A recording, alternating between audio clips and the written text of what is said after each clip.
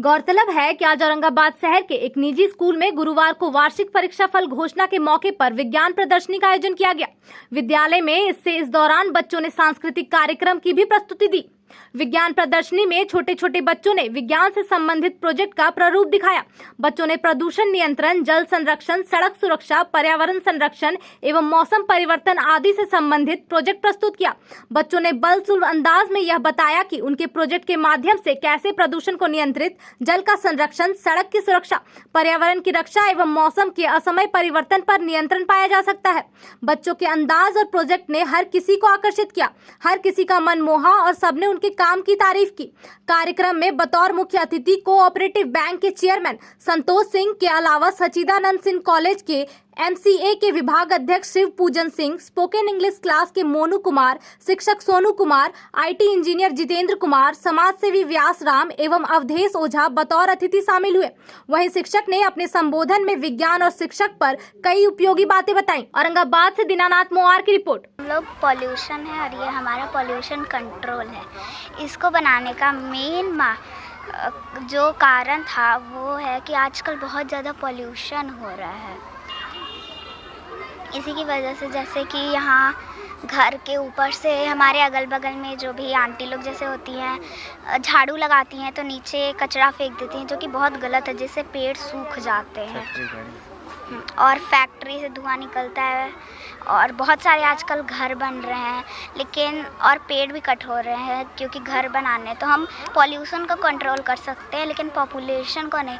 इसके लिए ठीक है हम पेड़ काटें, अपना घर बनाएं, लेकिन अपने घर के ऊपर हमें छोटे छोटे प्लांट्स लगाने चाहिए। फॉर एग्जांपल रोज़, तुलसी, जो हमें दिन रात ऑक्सीजन देते रहता है, जिससे हमारा घर भी सुंदर लगेगा। और हमें कार जो व्हीकल्स आजकल चलते हैं वहाँ से धुआं स्मोक्स निकलते हैं, जिसके लिए हमें सोलर एनर्जी का यूज़ करना चाहिए। और हमारे पास फॉसिल फ्यूल भी लिमिट में है, अनलिमिटेड नहीं है। और लोग कचरा पानी में भी फेंक देते हैं, लैंड में भी फेंक देते हैं, जिससे ग्लोबल वार्मिंग बहुत ज़्यादा बढ़ जाता है। और इसकी वजह से क्रॉप्स जो होते हैं वो मतलब उनका अच्छा ये नहीं है, वो अच्छे नहीं जमते हैं, सूख जाते हैं, जिससे हम सीजन्स को कंट्रोल नहीं कर पाएंगे अगर ग्लोबल वार्मिंग ऐसे ही बढ़ते रहा तो। ये वाटर साइकिल मैं बनाई हूँ। ये वाटर साइकिल हमारे देश में पानी के महत्वपूर्ण है। पानी हमारे लिए कितना महत्वपूर्ण है, अगर पानी नहीं रहेगा तो हम नहीं रहेंगे। सर ये ग्लोबल वार्मिंग है। ग्लोबल वार्मिंग फैक्ट्री जो रहता है उसमें से कार्बन डाइऑक्साइड, नाइट्रोजन ये सब मिल के एक लेयर बनाते हैं। जो सूर्य का गर्मी है वो पृथ्वी पर आता है पर पृथ्वी से बाहर नहीं जा पाता है, इसलिए पृथ्वी का तापमान बढ़ जाता है।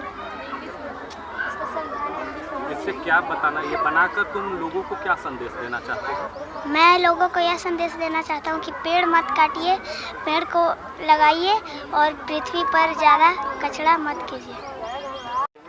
ये बहुत सारे प्रोजेक्ट हमारे बच्चों के द्वारा तैयार किया गया है, जिससे ये पता चलता है कि हम लोग अपने बच्चों को किस तरह से शिक्षा दे रहे हैं, बच्चों को किस तरह से अवेयरनेस करवा रहे हैं। ठीक है, तो बहुत सारे जैसे यहाँ पर है आपका जो पॉल्यूशन से रिलेटेड प्रोजेक्ट बनाया हुआ है, किस तरह से हमारे इन्वायरमेंट में पॉल्यूशन फैल रहा है उसको किस तरह से हम लोग मिनिमाइज़ करें, इसका क्या साइड इफ़ेक्ट है, इसके लिए बच्चों ने प्रोजेक्ट बनाया है। कुछ इधर पे वाटर साइकिल से रिलेटेड प्रोजेक्ट हमारे बच्चों ने बनाया है।